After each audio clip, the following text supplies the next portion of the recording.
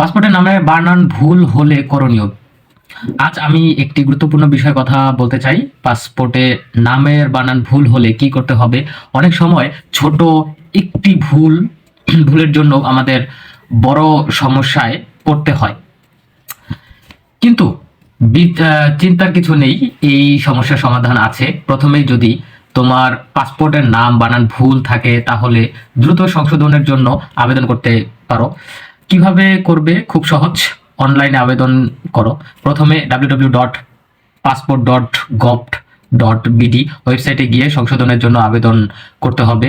দ্বিতীয়ত, প্রয়োজনীয় কাগজপত্র দাখিল করো।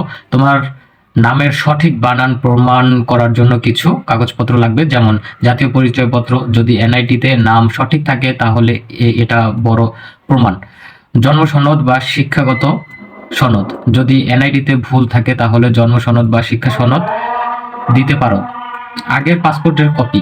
ভুল কোথাও হয়েছে তা দেখানোর জন্য পুরনো পাসপোর্টের কপি দিতে পারো। সংশোধনের জন্য ফি জমা দাও।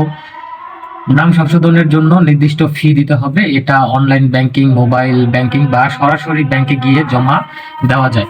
4 নম্বর স্টেপটি হচ্ছে পাসপোর্ট অফিসে গিয়ে বায়োমেট্রিক দাও। আবেদন করার পর নির্দিষ্ট দিনে পাসপোর্ট অফিসে গিয়ে ছবি তুলতে হতে পারে এবং ফিঙ্গারপ্রিন্ট দিতে হতে পারে।